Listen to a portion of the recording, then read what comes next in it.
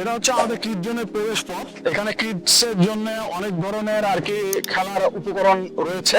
আমাদের new project, আমি যেখানে দাঁড়িয়ে আছি তার ঠিক পিছনেই নিউ প্রজেক্টের সামনেই আপনারা পাচ্ছেন কিড জোন। বাচ্চাদের জন্য এখানে রয়েছে অনেকগুলো খেলার উপকরণ, যেমন আমি এখন স্লিপার থেকে নামছি।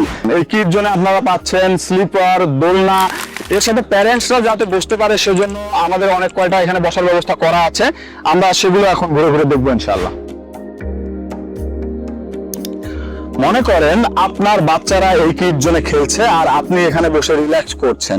এরকম প্রজেক্ট আপনি রংপুরের বুকে কয়টা পাবেন? দোলনার পাশাপাশি বসার অনেক সুন্দর একটা প্লেস আছে। এই প্লেসটাতে আপনাদের বাচ্চা কাচ্চারা খুবই আনন্দদায়ক ভাবে খেলতে পারবে ইনশাআল্লাহ। আমরা এখন যে কিড জোনে আছি সেই কিড জোনের উল্টা পাশেই হচ্ছে প্লেগ্রাউন্ড। তার মানে আপনি আমাদের প্রজেক্টের পাশে একই সাথে দুইটা জিনিস পাচ্ছেন, একটা হচ্ছে প্লেগ্রাউন্ড, একটা হচ্ছে কিড জোন। দুটি সেপারেট জোন সুন্দরভাবে এখানে আছে। আর এই প্লেসটি আমাদের নতুন প্রজেক্টের ঠিক রোডের অপোজিটে।